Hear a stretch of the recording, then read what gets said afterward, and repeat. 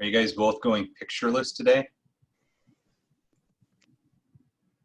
Hey, Derek, I'm not. I'm just sitting here working. Hang on, I'll switch it on. Oh, there you go. How you doing? Good. How are you? Actually reading a little bit of stuff on flipping I should have probably read, 20 years ago. I can't hear your audio at all. Okay. Oh. All right, let me see what's going on.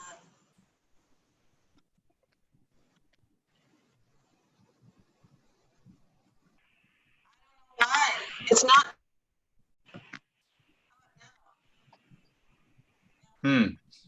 Like I can hear it, but it's really garbled and it's like really, really quiet. Hang on a second. I'll see if I can go find my earbuds. Okay.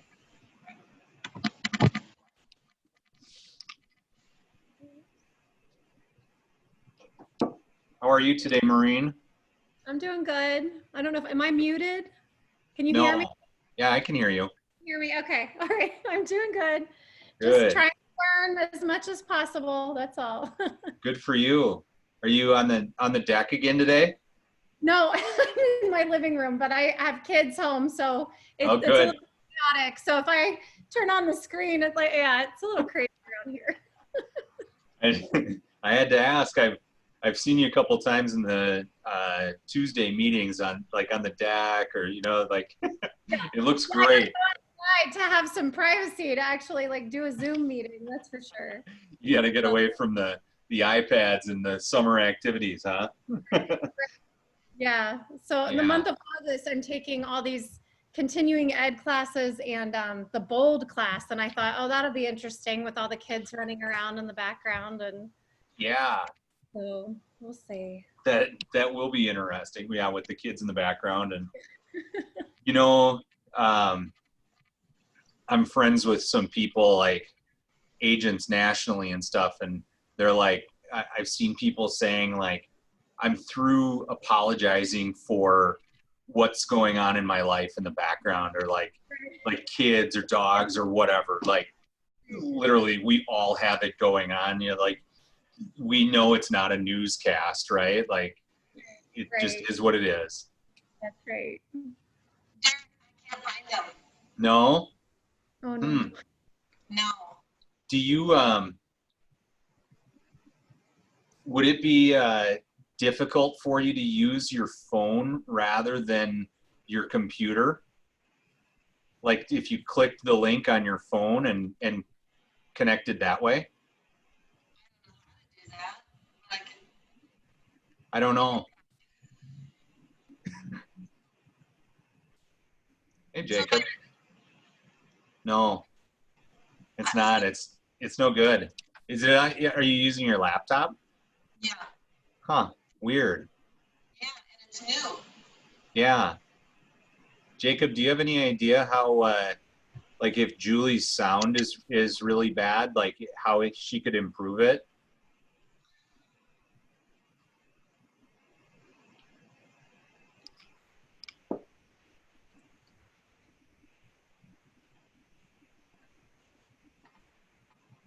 Jacob, did you hear Derek?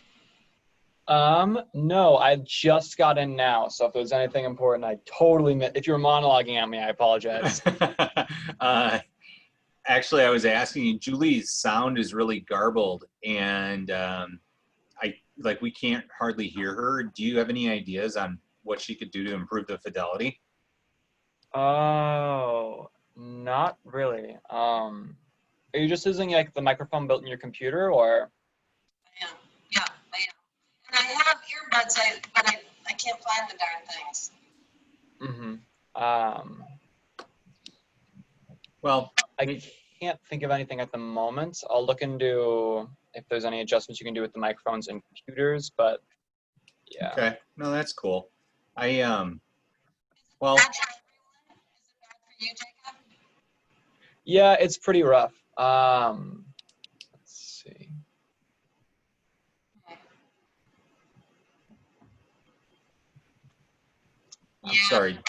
I'm sorry, Julie. Sorry, I should have checked this. I didn't even.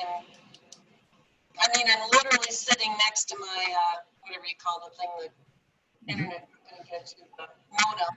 I'm literally sitting next to it. The magic box. The magic box.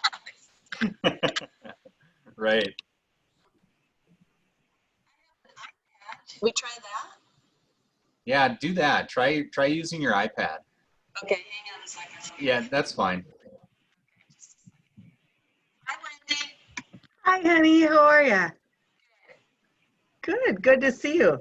I know that there are a lot more people who have said they want to be on here, and who a couple more who couldn't make it and are looking forward to getting the recording. Right.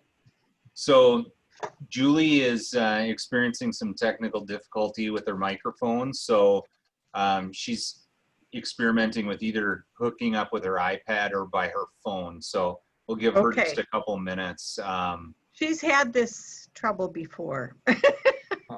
It It is not new. It happens. It's not exclusive to Julie. So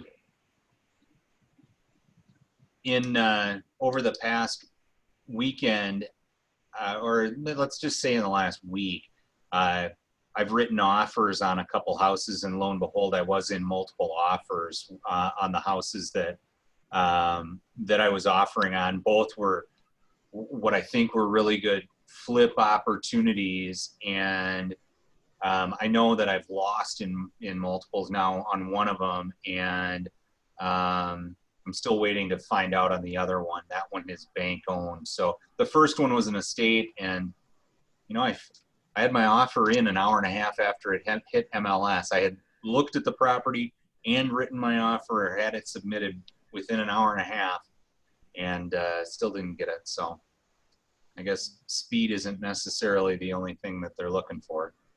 Wow. Yeah, yeah. But So I have a question for you. yeah. I was talking to somebody and saying, you know, the houses that went into forbearance in April have now had their 6 months of forbearance. And come October 1st, they will either be having to repay that or having it add on, or however their mortgage is set up for that.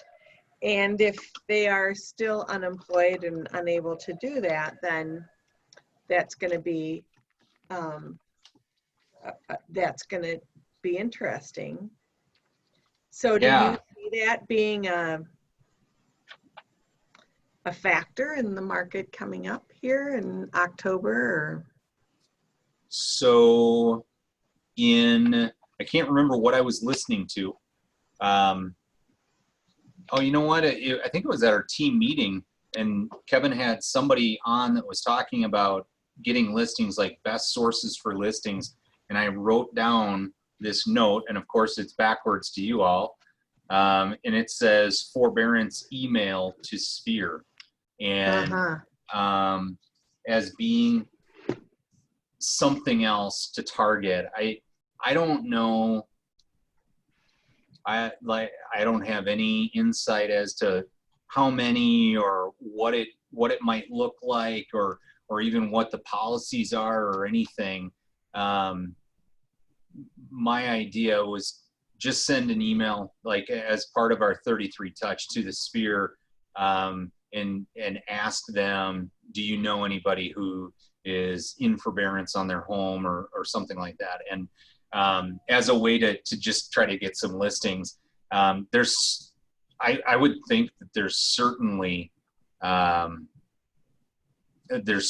going to be opportunity for purchasing too in the same way. Right. Yeah. Right. I mean, I actually met with a seller on Friday who had inherited the home, and he's had the home now. I think they've had it now for like 2.5 years. He hasn't paid taxes on it since he got it back. So, which is kind of crazy. And I mean, you have to go a long time without paying your property taxes before they will foreclose on it.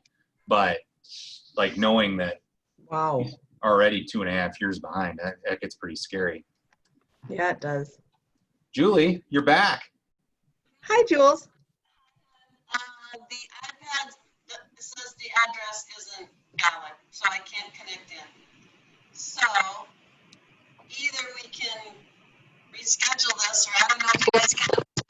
it's probably too crappy to record it. No, I don't know. I think it's all right. No, you don't think so, Still haven't Wendy? got that microphone fixed. You know, Wendy, I bought ear things. Remember the last time how good those were? I can't find them. So, that's where we're at. Well, it is what it is. Yeah. We'll make the best we can of it, and I'm sure the recording won't be awesome, but I mean, I can hear you well enough. So the intent today was to talk to Julie about flipping homes and her experience in flipping homes. And I think in Julie and I's conversation over the past day, it sounds like she's been using flipping as a way to acquire some rental properties, and I think we'll talk about both that and what it means to flip them and put them on the market in a traditional way. So, Julie, maybe you could start by just telling us a little bit about your real estate career. Sure.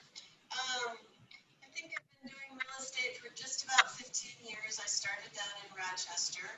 I worked as, so my degree is civil engineering, and I worked managing large construction projects for Mayo Clinic for 20 years. And quit, was home, you know, my personal life needed me to be home more, so I quit at Mayo. I was home for a little bit and really missed the creative aspect of construction. So I bought a house to flip. I did not have my real estate license yet. And realized that the realtor made about 3 times as much money on it as I did. So I went and got my real estate license, never really intending to sell real estate, just to use it for flipping houses, for selling my own houses. And that was at a time when the market was really strong. And I literally could not sit next to someone at a soccer game or a volleyball game without walking out of there with a listing or a buyer.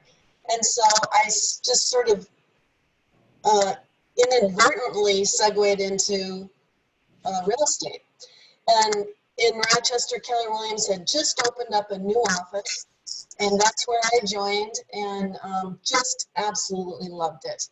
And then within a very short period of time, my husband at the time took a job in Minneapolis, and I was done. And so we moved up here, and I did not do real estate for a couple of years, and then started back into selling real estate. So that's my real estate. That's how I got into real estate.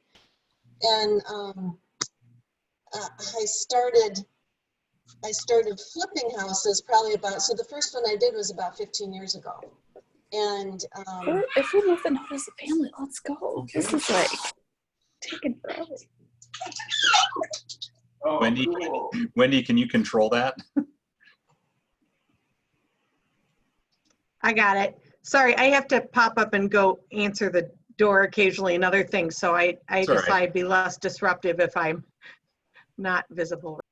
That's fine. So Julie, you said that you started getting involved in real estate investing about 15 years ago. I did, and I got started mostly on the rental side about 7 years ago. And then this last year, I flipped just flipped to sell, not remodel and keep as rentals, but with the intent of, I don't really consider flipping investing, because to me, it's really more income if you're buying it and selling it. It's really more about income than it is about a long-term investment. So when I keep them as rentals, then I consider that more of an investment. So, but last year I did buy 3 properties all at the same time, 2 with the intent to flip and 1 with the intent to remodel and hold as a rental. Okay, cool. It's funny because that you brought that up about flipping being income rather than investing, because I actually thought about that as I was putting together my outline for today. I actually had that same thought, and it's just like a different way of thinking about it. And because especially as realtors, I think we need to be conscious of how our income is generated. And if I'm replacing carpet or tearing out carpet or painting or, you know, doing whatever, I'm not selling real estate during that time. And if so like, you have to like look at what you're doing. So like when I'm tearing out carpet, I'm being paid as a general laborer. And if I'm selling real estate, then I get paid like a real estate agent. Or if I'm, you know, painting, then I get paid like a painter. And on any one of those projects, I can make the investor profit without doing those things if I'm like conscious of it and if I've hired the appropriate professionals and stuff. So That's a really good point. And when we talk about the cost of flipping and how you kind of look at that, that's another line item. How much money am I not going to be making doing real estate because I'm busy working on this construction project? yeah, for sure. So what was it that got you started in investing in real estate though? You know, for some reason, I always wanted to have rental properties. I don't know why. I think I read a book by, it's called, the author that writes the Rich Dad Poor Dad books. It's an Asian name. I forget his name. Robert Kiyosaki. Exactly. He has one that's specific for rental properties. And I read that book and just thought it made so much sense for me. And the other thing was, I have not had good luck in the stock market. And in fact, my husband and I were lucky enough to have this one-time kind of slug of money that we set aside for our kids' college education. And we put them in 529 accounts. And even if we hadn't made any money on them, we had, 15 years for interest. We had enough to cover it. But within a month, it was down $10,000. And I just freaked out. I just thought, I can't afford to lose the principal, let alone not even making any money. And I pulled them out and I just started doing something different with them while I started to learn about rental properties. And so the more I learned, the more it made sense for me. And it also played to my strengths because I knew construction. I knew about bidding. I knew about working with contractors. I didn't know anything about the stock market, and I did not have enough interest to learn. I wasn't going to sit there and read, corporate reports and earnings. It's not my interest. And so I had to work with what I knew. And I also knew that, you can buy into real estate funds, and then you're paying somebody else to manage those properties and select those properties. And I had enough arrogance to think I know more about selecting properties and how to manage them. I don't need to pay a fee, right? So I guess that's why, because I had a comfort level with real estate and construction, and I didn't in the stock market, and I needed somewhere to invest some money. I guess that's how it started. That's great. That's great. I hear many people that say the same thing, or they're experiencing bad things, or maybe they have a distrust of like traditional financial like institutions and such, that they feel like when they can get in control, it's in their best interest. So over the years, how many rehab projects do you think you've completed?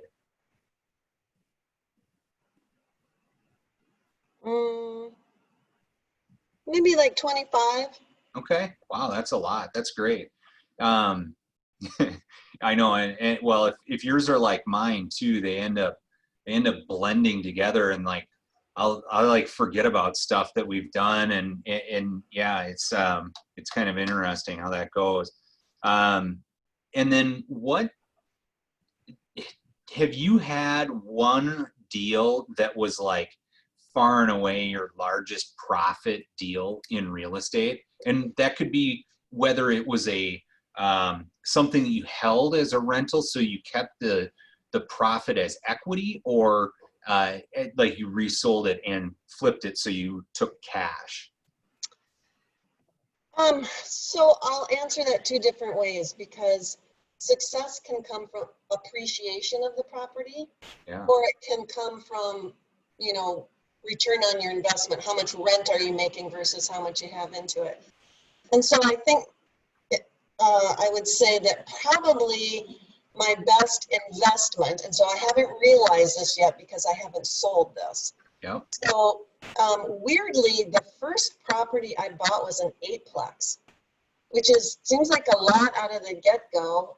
I think it was sort of like ignorance is bliss, you know. I mean, not that there's been anything bad about it, but I don't know that I'm that brave at this point to step up and buy a big property, right? But that's what I did, and I bought it for, I think, $320,000, and I'm guessing it's worth about $750 or $800, and that's in 7 years, and it cash flows.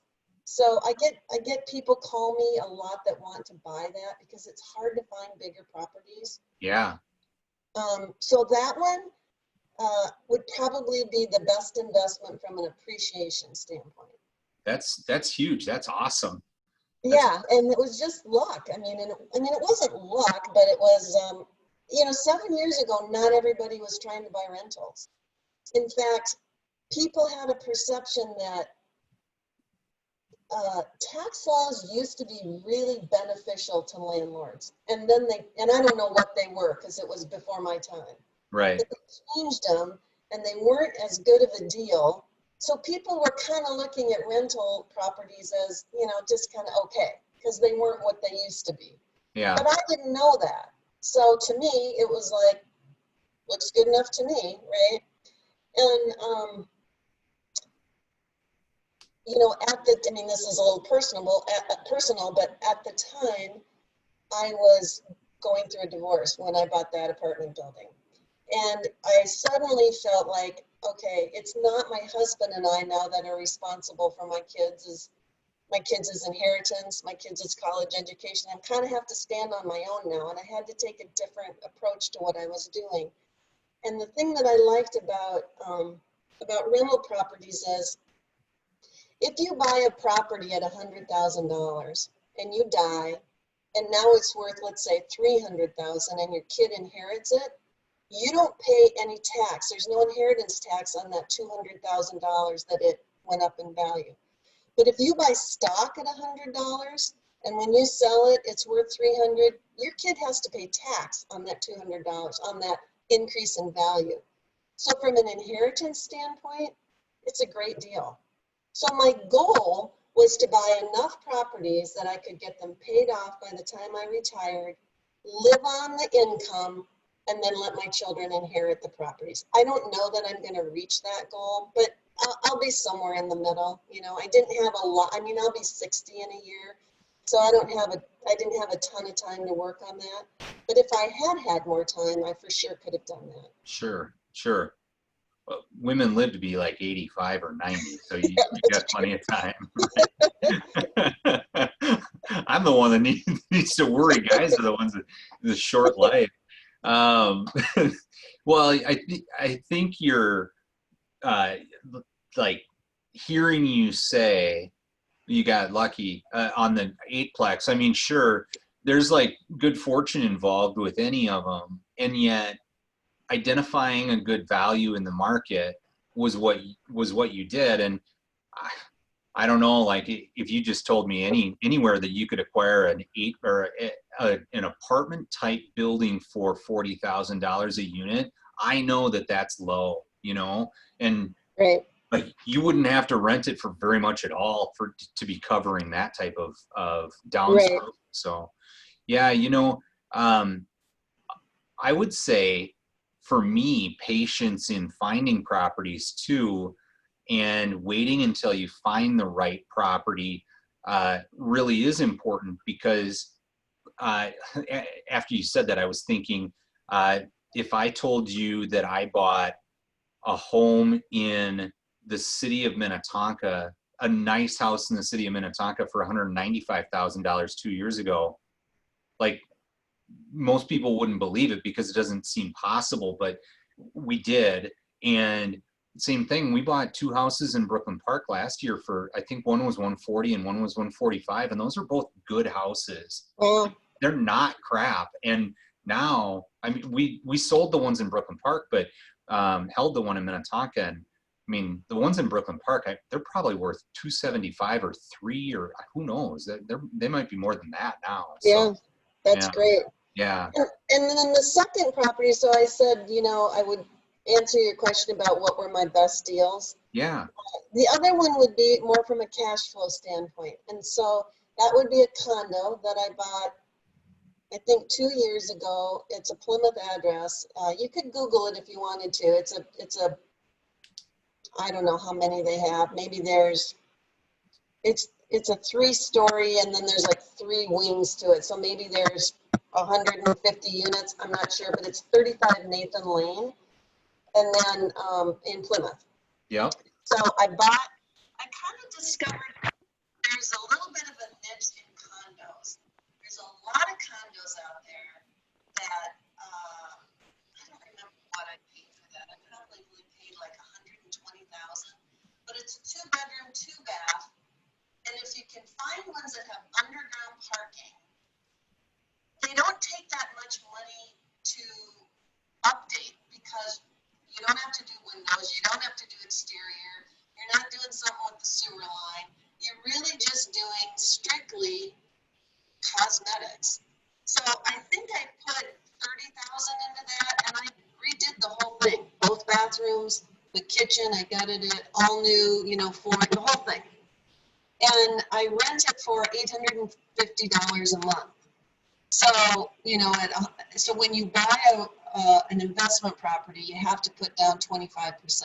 You can't put down 20%. So you do have to have a little more money to go into it. But 25% of 120,000 is what, like $30,000 or something. Right. Right. So on $30,000, I'm grossing $1,800 a month. So that one, cash flows, it was quick to turn. It took me about 6 weeks to get it ready to go. I've had no problem renting it. And so but if I were just starting into having a rental property or flipping a rental property, or if I had an investor who wanted to but was nervous, because they're all nervous about how much work it's going to take. A condo, or I suppose a townhome, is the way to go because I mean, in the last 2 years, I've been over there once, and it was this year when the air conditioner quit working. Right. So it's zero work basically for me, and it cash flows, and it doesn't take that much investment. Right. Right. And now condos generally don't appreciate that much though, so that's the downside. Right. Right. I have a good client of mine who's been buying condos, and he just pays cash for them, and he buys them even cheaper than what you're talking about, and he loves them, and he gets he pays cash for them, and he gets between 5 and 10% cash on cash return, and loves them. Like he'll just buy them, like as he builds up money in his accounts, then he'll like go and buy another one or two or whatever. And he loves them for that reason. And he's a good landlord. And I think that definitely plays into, like his ability to get a good return on them too, is just by being a good landlord. And by that, I mean like, staying on top of the tenants, making sure they pay, and then dealing with any maintenance requests. He's done really well with them. And, I agree. I mean, if I could find condos for sale, I wouldn't be afraid to flip condos, even though you've got an association to deal with, because I think you're probably dealing with like less unknowns in a condo than you would be in a single family home. So Agreed. Yeah, I agree with that. yeah. Did you what would you say you look for in a property to flip?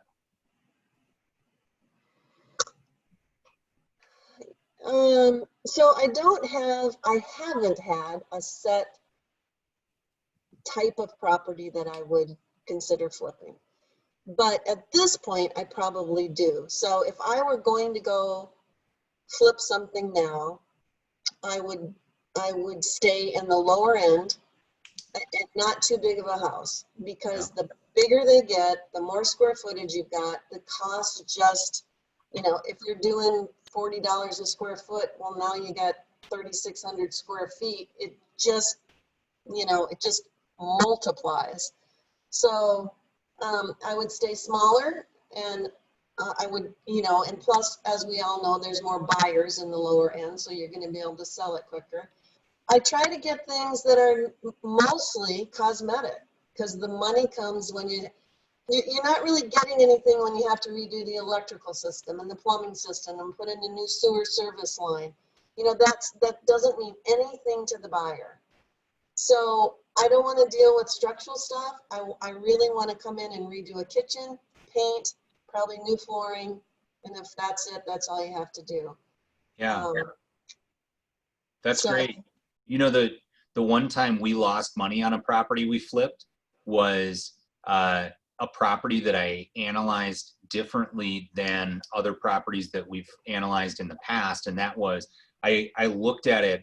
I was way too hung up on the dollar per square foot, and I was looking at it and I was thinking, gosh, you know, I'm paying like $95 a square foot, and yet everything that's selling is selling for like $140 or $150 Right. a square foot. And I was really hung up on that. And then in the end, what wasn't accounted for in my thinking was that the house was like, it was functionally challenging. It was a walkout rambler with a sub basement below the walkout level. And so yeah, right. Right. Yeah. Like all 5 of them in the metro area. And I happened to sell one. And we lost like 10 grand on it. And, which was like, we were super, super bothered by it. And I would say that loss, like, unnecessarily recharted our path with flipping homes. So, and I think it's, I think you can look at them that way. I just wasn't necessarily looking at it. Like I should have maybe looked at it that way and then put it through a different filter. So. Well, I mean, that is how they first catch your eye though, right? It seems underpriced for the market. Yeah. So then you think there's room for me to go in, put some money into it and make a profit. But it's a tough market to do that for sure. Partly because these days there's so many people that are flipping, you don't have time to analyze them. You got to just make an offer, which is scary. You know, you don't have time to really, because there's somebody else making an offer on it. Right. So it's a tough flipping market. There's people doing it.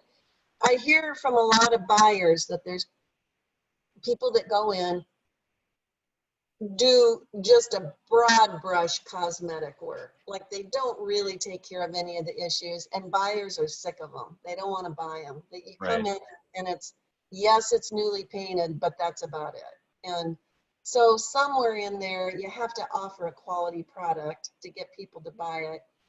There's probably money to be had doing it the way those people do it, but I think there's also people getting caught doing it like that. Sure. Sure. So how do you find a property to flip? I have a contractor I've worked with who might call me and look. Sometimes you see something when you're out working with other clients. Probably the easiest way is setting up searches on MLS for areas that you want. And then what are they listed for dollars per square foot? Because that's kind of like how you did that one. You're looking for something that's underpriced. Right. Right. Yeah, I mean, that's basically how I did it. Right now, I kind of stumbled on one.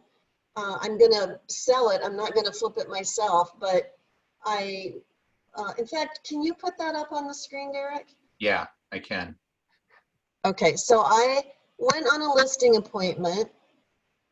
It's like a block and a half off of Lake Calhoun. It's on Humboldt, and I think Darik's going to pull up one of them. So what it is it's a house built in the 30s. nice home in a great neighborhood. And then if you kind of go to the full picture thing and then maybe just kind of click through the pictures so people can see what it looks like. Yeah. Okay, so the second floor there is a condo. The first floor is an identical condo. You're looking at pictures right now of the first floor, and that sold in January. And I was asked to go out on a listing appointment for the second floor, which hasn't been updated but has this floor plan. And when I was there, when you get to the living room, stop on the pictures. When I was there, they gave me a tour of the basement, which is where the common laundry is. And I opened this door, and here was this 400 square foot living room with a fireplace, totally finished. And I said to the gal, well, what is this? Well, this is just common space that the main floor and the second floor own jointly, but we've never used it. And I thought, well, for God's sake, there's half of a condo down here, right? And interestingly enough, it also had a 3-car garage out back. So I just approached both the first floor and the second floor and said, hey, do you guys want to sell this thing? Should we see if we can get a separate property tax ID for it and sell it? And they both wanted to. And so I'm in the process of trying to, so to do that, I went to the city and said, is this possible? And in Minneapolis, they have something called the 2040 plan, which is an incentive to create more multifamily properties. So they're allowing houses to be divided into up to a triplex. So they said, yes, this qualifies. And I said, how do I get the property ID number? Well, you have to actually have an accepted approved building permit. So it's a little bit like they want the cart to be before the horse. So what I'm doing, I went and drew up to scale that basement. And I'm now, here, I mean, I'll kind of show you how I don't know if you can see this very well, but I mean, basically, I'm old school. I just draw them up as just a pencil drawing to scale on engineering paper.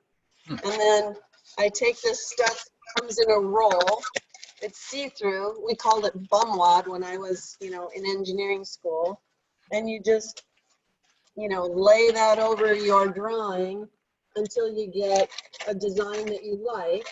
And then you kind of draw it up better. So now I've got a design. I have figured out I can get 2 bedrooms out of it. That big living room, an open kitchen with the big island. And so now what I need to do is put a number to that. What's it going to take to do that work? And then I'm going to go find either people who want to flip, people who want to redo it and keep it for themselves, or flippers that want to do it. And so I'm just getting ready. So then I will find my buyer. We will get a building permit, and then we will technically sell it. So it's a little bit of a goofy one. So how did I find that one? Just by keeping my eyes open and looking at things differently than a homeowner might look at it. Being a realtor, like really, Yeah. like being a realtor, you ran into the opportunity by, talking and then using like your curiosity to check into that. That's really interesting. So because I'm typically looking at things in like with the filter of how am I going to make money in this? I'll ask you, how are you going to make money in this? So, I mean, there were a few different ways I could have made money in this. I could have bought this from these 2 people and then done all of this on my own. Yeah. I could have done this and actually remodeled it, flipped it, and sold it, which would have been, but I'm not in a place where I want to do that right now. So I'm going to just charge a higher fee than I normally would. And I'll basically, I may have both sides of this deal. I might just have one side. It depends how it goes. So I'm just going to take a higher than normal realtor fee on it. Good. I think that's a fair way to do it. A thought I had too was like whatever the payout is to each of the owners if you did that, because you're essentially just creating or not just, it's because you're essentially creating an opportunity out of nothing. You also could take like a developer type fee in there, and like whether that's, you know, $5,000 or $10,000 or who knows. I mean, depending on what the total project is, you could take a flat fee on top of whatever your commissions are too, or something like that. Like that's what I was going through in my head, because that, I think that's how a developer would do it if a developer were doing, you know, like on a much bigger scale or whatever. Because just by creating the opportunity, if you get the opportunity packaged up, you should be able to just sell that opportunity to somebody, which is what you're doing. And that's, I think that's really cool. And I mean, somebody could buy the whole thing, the whole building, and turn it into like a triplex apartment too. Yeah, they sure could. Or somebody could, you know, live on the main floor and have rental income in the basement. Or Right. somebody could buy the main floor and buy the second floor and not really fit it out and have that whole second family room. So Yeah. it's kind of got a lot of options, Yeah. almost too many options, because I have to figure out the best way to market it, and it's hard to market, and you know, it's hard to market so many different combinations. But yeah, I mean, this, I don't know if somebody on the call today is interested in doing something, but one good thing about this one is it's not going to be very expensive. It's a basement condo. Right. So it wouldn't take a ton of money to do this one. It's and a lot of the work is already there. Right.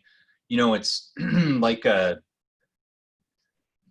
I've talked in the previous sessions about people buying a duplex or triplex and living in part, and renting out part. Like this, like the price point of the building is pretty high, and certainly the price of that basement, like unit or whatever, that would be pretty low.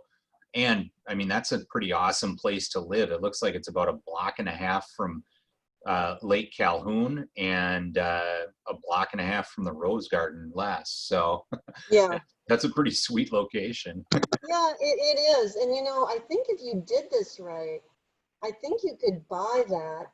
Like, let's say you wanted to, you were going to buy the unit that's for sale. Mm-hmm. And you wanted to have that bottom one as a rental, but I'll bet you could do the whole thing.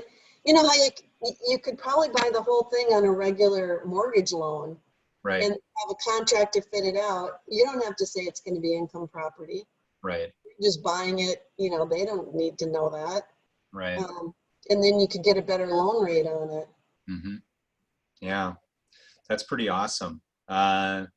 Good. I'm going to come back to us. Thanks for sharing that with us. That's really cool. So with finding a property to flip, have you been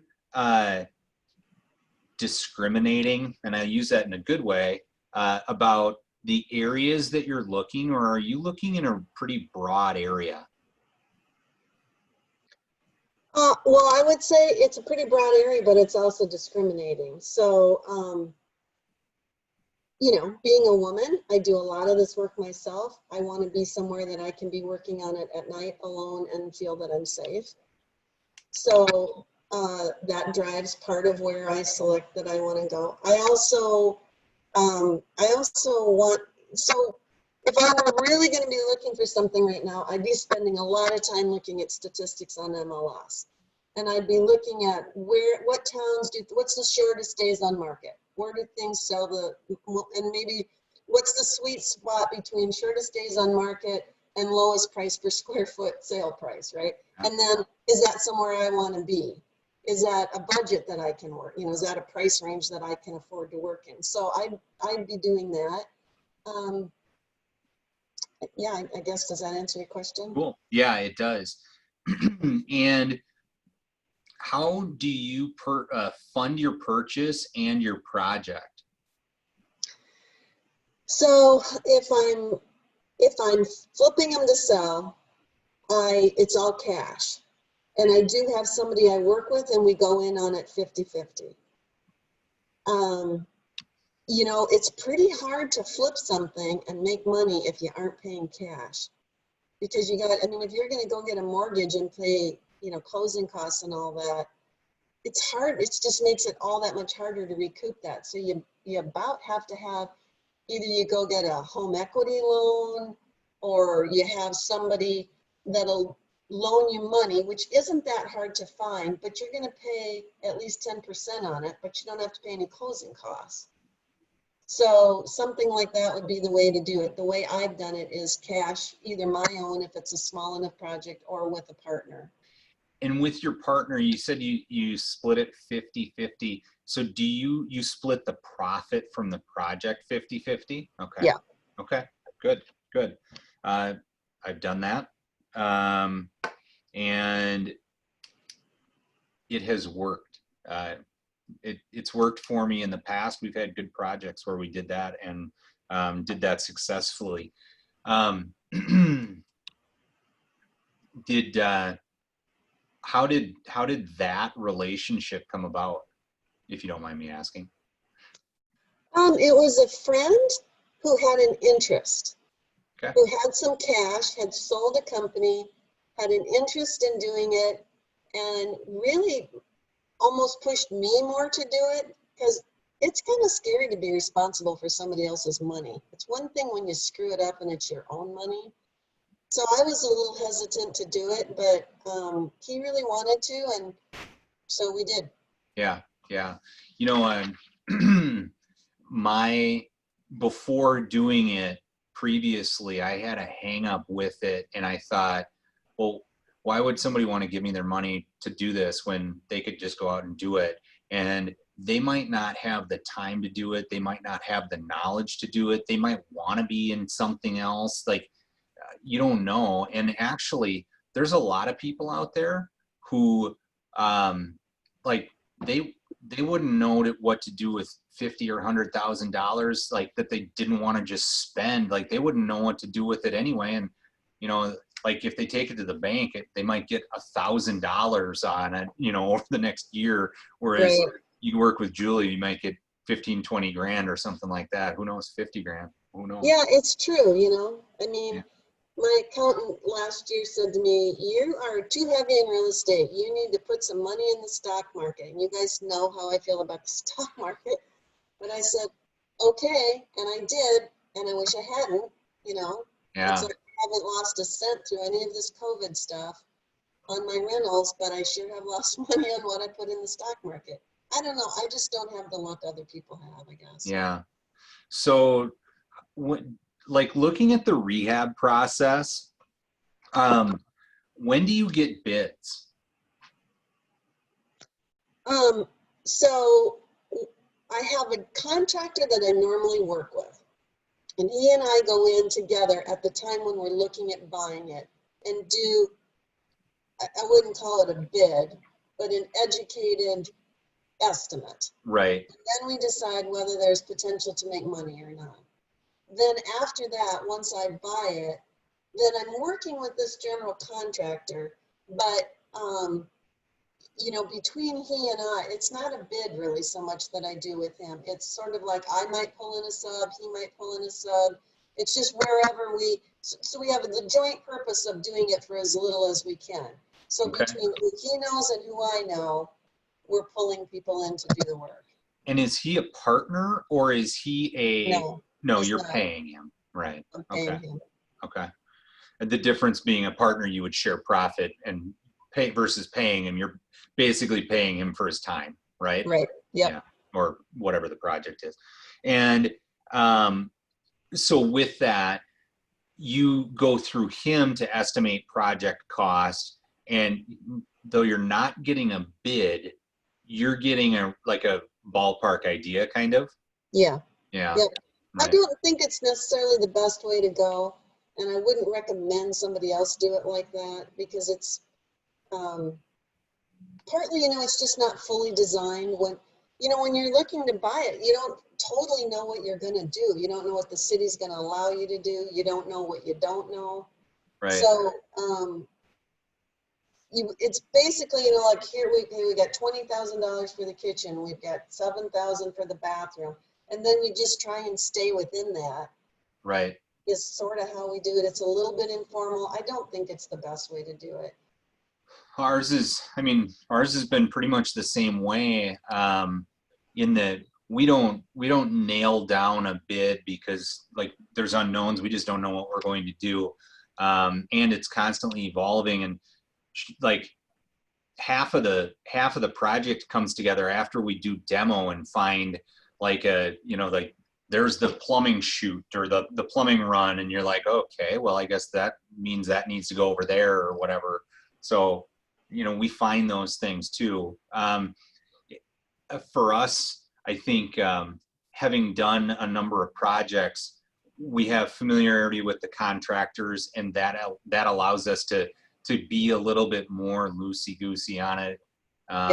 Yeah. And for anybody out there like thinking about their first deal, I would say like it might be fine to go in like that, and at the point where you're getting bids, make sure you get bids from multiple people so that you have like a perspective on it. So So Darik, my background being engineering, I do my own plans.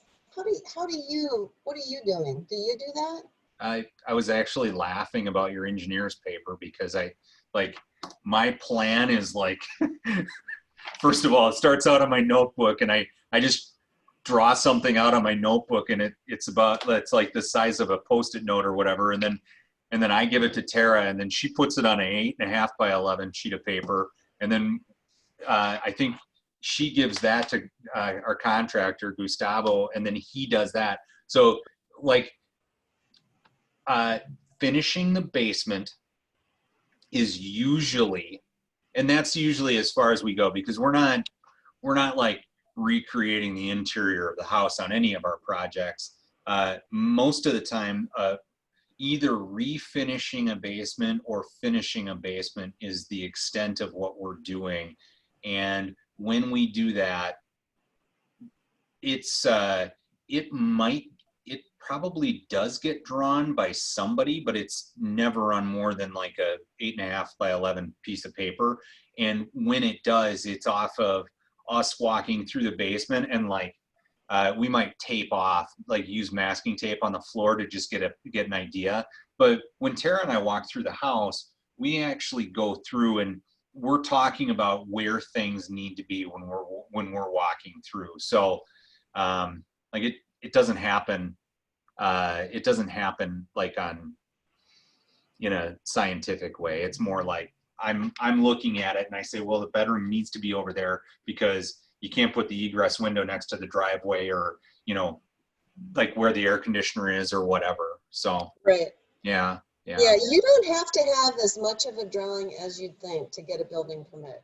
No. I mean, there probably isn't much more than Tara's 8.5 by 11. But No. you do have to have enough of a drawing to get bids off of. Correct. And I think our contractor, for the purposes of bidding, our contractor probably has it drawn out better than we do. I'd be sure of that. He definitely does, because he knows he has to, like for framing and rocking and stuff, he needs to know the linear foot, and like I never think of that. So yeah, like between he and Tara, they work through that. So you don't pay a general contractor then, you kind of act as the general contractor. For the most part, I do. My general contractor is really sort of a glorified carpenter, really. Mm-hmm. He's a pretty talented guy in that he can do quite a bit of stuff, but he's not licensed to do plumbing and electrical, although he frequently does it for me. Okay. But no, I don't, because I'm out there shopping the materials. I'm trying to find the best deal on stuff. I'm getting it, I'm hauling it. If it's a big load of lumber, he'll get that brought in and delivered, or the windows, he'll get those delivered. Yeah. But a lot of the stuff I'm out doing, And, you know, you learn about different subs as you do projects, so you add them to your list, and so Yeah. between the two, you just find partly who's available, which is a Yeah. big part of it, and then, you know, who's reasonably priced. Right. So what do you think is the largest hidden cost in flipping a home?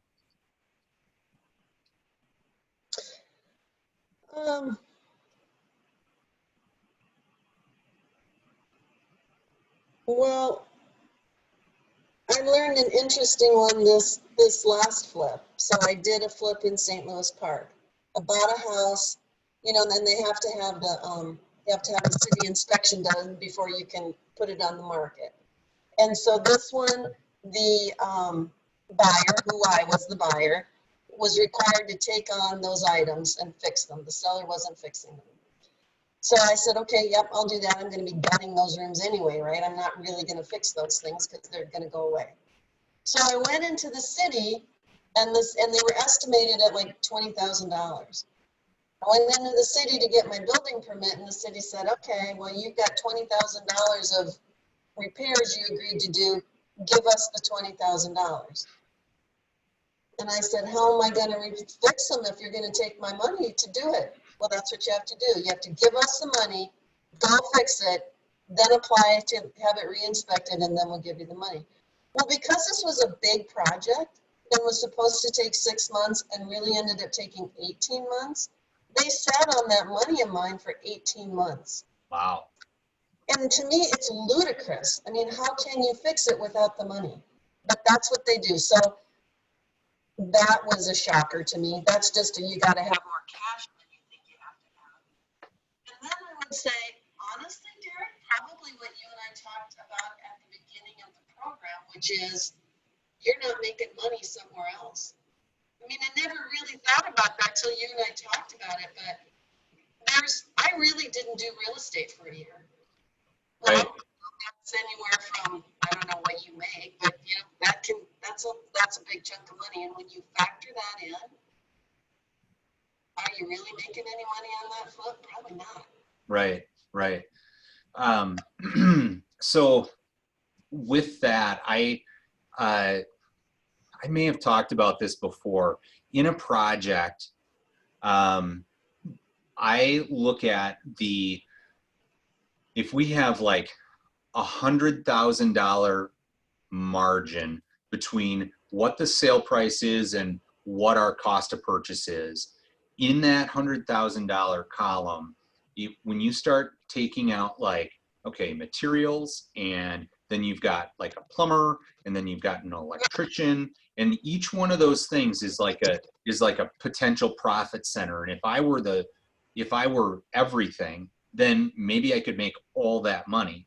And when you start like chunking it out, we talked about how if you're pulling the carpet, then while you're pulling the carpet, you're getting paid like the carpet puller. When you are demoing stuff, you're getting paid like a manual laborer. And if you do those different things, then you get paid like each of those things, and you may end up making a higher dollar total. And when each time you trade your time for those things to be done, then at least I think you need to recognize that you are trading your time for those things. And like you said, like, you know, you can make a lot of money selling real estate when you're actually focused on selling real estate. So at least I would say, like, be careful about getting into it. And certainly, you know, I think there's maybe a beautiful part of doing it maybe on homes that maybe your first project is a home that you actually live in, and redo the basement and build value in that house to kind of learn some of the ropes on it. And I mean, I know that's very much off script here, but something I thought about.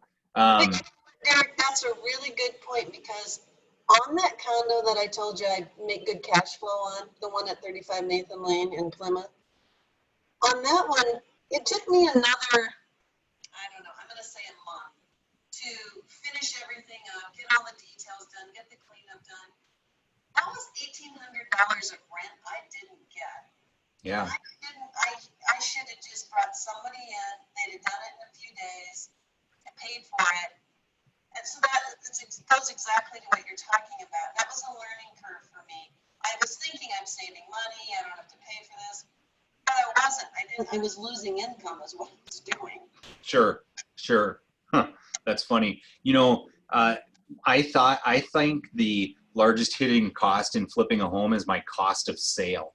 And even though I'm a realtor and I don't have to pay myself to sell it, paying another realtor 2.7%, and then you pay buyer's closing costs. Maybe you pay buyer's closing costs 3%, and you stage the house. It's $1,800, and like all those things, when I add that up, it ends up being about 10% of the sale price of the home. And I like every time I'm running through these numbers with people, when they hear about us flipping a house, they're always shocked by that number. And I add it up for them, and I'm like, well, it kind of is what it is. Like, and that's not paying myself as a realtor. So, Right. you know, that ends up being a lot of money. And like on a $300,000 house, that's $30,000. So like that comes right off the top. Yeah. Yeah. Do you stage your properties? Some of each. If I have to, I will. If I don't have to, I won't. I do keep some stuff of myself. I like to do the master bedroom and the living room if I can. Yeah. And I let the rest sit empty. But if I have to, I had one last year I had to stage, and then it sold. Yeah. If they have a weird room or something, like where the layout is specific and you need to have like a small desk or something, I get it. And then, have you ever flipped a property that wasn't in the Twin Cities market? Yeah, the first one I ever did was in Stillwater. Well, I suppose Stillwater, you'd probably call that the Twin Cities market. Might as well be Hudson. Yeah. Right. I did a house that I kept in Rapid City, South Dakota. And that one, I planned the upstairs to be, I turned it into a duplex. So the basement I rent on an annual, on a yearly lease. And then I was going to keep the upstairs that's my hometown. Yeah. For myself to go to. Well, it ended up I wasn't going that much. So I put that main floor on a vacation rental by owner. So that one, I did that market. That was a different one. I bought that. It was a vacant, foreclosed property, boarded up with transient people living in it. I bought it on an auction over the phone. Wow. And weirdly, it was on the MLS, and I was watching it, and then it disappeared. So I called my realtor out there and said, "Where'd it go?"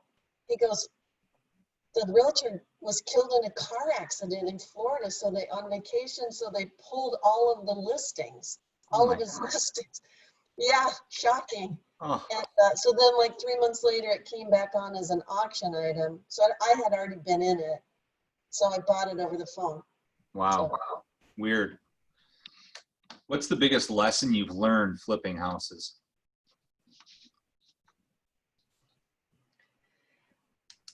I would say if you're going to flip a house to sell, keep it small, keep your time frame short, keep your exposure small, because there's just so many potential pitfalls in a bigger flip. I wouldn't do one again. I'd do a small one. I wouldn't do a big one. Okay. I think mine is trust my gut on the resale value. And when I've like tried to like work to convince myself that it should be higher or whatever, like I should just stick with my gut and not buy it if it seems like it might be a little too thin or too tight or whatever. Yeah, you're right. And that's a good point. This one I did last year that I didn't make any money on. I listened to my contractor. I didn't think he was right, but he was so convincing that I thought, well, okay, I guess so. And it really wasn't. Yeah. Yeah, I walked away from like $7,500 in non-refundable earnest money one time, and that sucked. That like God. really stung, and like I just couldn't get past it. Like I had made myself comfortable with the resale value, and then like I've determined that it wasn't right, and I was like, well, it's either lose that or lose like $40,000 later. So, and sure enough, the people that bought that house ended up sitting on it for a long time trying to resell it. So Yeah. cool house. It was just too expensive. Yeah. What is a great first step for someone looking to get started flipping houses? If I were going to flip a house right now and I didn't have a lot of money, I would buy a house I'm going to live in. I'd live in it while I worked on it. I'd keep it a year so that you don't pay the higher taxes. And that's probably the way I'd go about it. And if I could only afford a condo, I'd do a condo. If I could afford something a little more, I'd do something a little bit more. But that's what I would do. I'd live in it, I'd keep it for a year, and then I'd sell it. Yeah. Yeah, I agree. I'd buy something with hair on it, you know, and like Yeah. new paint and carpet and new appliances and like something that you can cosmetically get cleaned up and move it. Yeah, and I'm a big fan of buying the houses that have a kitchen in the basement and an access from the outside that doesn't come through your space. Hmm. And then creating a second place down there. Maybe you stay and rent out the basement, maybe you move out and now you're renting it. I have a triplex that's not zone multifamily. So what I did is I did one lease and they're all roommates. Because you can rent to one family if it's not multifamily, but you can't rent to a bunch. So I did a roommate lease. I don't know if I'd get busted on that or not, but that was my attempt at, so it's a house I paid, three times. I think I paid $220,000 for it, and I get $3,300 a month rent on it. Wow. So, yeah, so it cash flow. Well, I mean, once you turn it into 3 different apartments, and that one came with the basement with the kitchen in the basement. Wow, that's pretty good. That's really good, actually. That's cool. If you could go back, what would you do differently? Well, if I could go back in time. Keep it on real estate. A lot more rentals by now. I would have started buying rentals earlier on. Yeah. And I would have paid off by the time I'm ready to retire, and I'd do just, what I described. Yeah. And well, so that answers my next question is what would you do more of or earlier? And your answer is buy more rentals. Yeah. I would. I'm still on the fence on whether condos are a great way to go or not because they don't appreciate that much, but they're sure easy to have as a cash flowing kind of thing.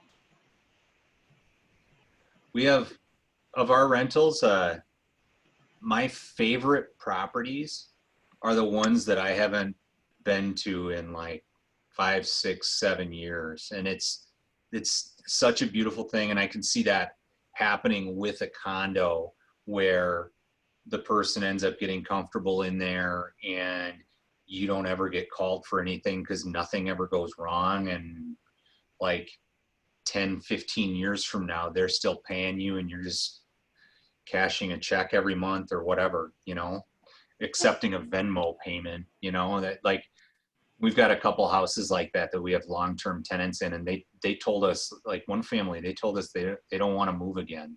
And they're not old. No, I mean, they're, yeah, like 50s or something like that. I was like, okay. Well, all right. Yeah, it works. Well, good. Does anybody have any questions for Julie?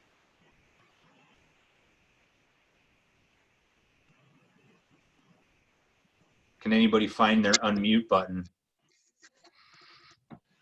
No? All right. Well, thanks, Julie. It was great. I really learned a lot. I have to say. That was- awesome conversation. awesome. Thank you, thank you, thank Yeah, you. it really, It was a really, lot of really the things you useful. said really made me think. So Good. very cool. Mhm. Good. I'm glad it was a value. I wish my sound quality was better. Oh, no, it was good.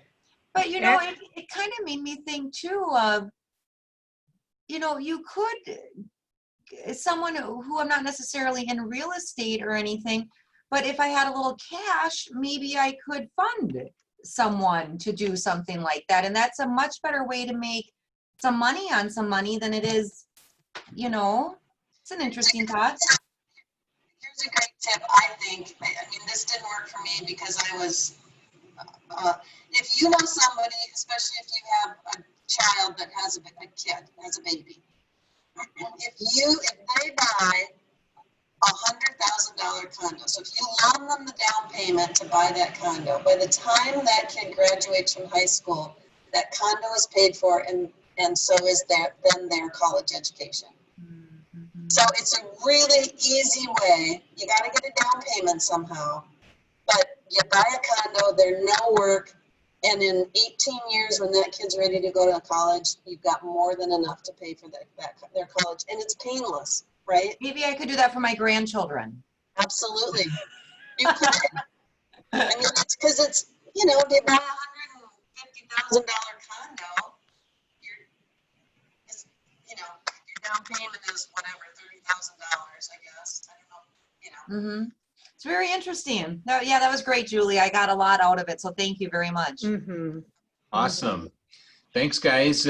Next month is, what is that, August? And we are August 18th, Tuesday, August 18th. So join us then. I have no idea what the meeting topic is because I'm not that far planned ahead. And we'll get it I out. have it somewhere handy here. We'll, Do you want me to tell you what it is? well, if you got it. Yeah, I got it relatively close at hand here. Relatively close. Did you guys develop a list of topics for the future? One I wouldn't mind hearing, I mean, I have one vacation rental property, but it'd be interesting to hear about other people if they have them, how that's working. Derek, I have buy, rehab, rent, refi, repeat. Yes. That sounds like a great topic. We'll talk about that. You thought of it. Just wrote Buy, rehab, rent, refi, repeat. All right, Yes. We'll do it. it. We'll Awesome. see you guys next month, okay? All right. All right. Bye. Thanks, Bye. Julie. Thank you. Thank you. Yep.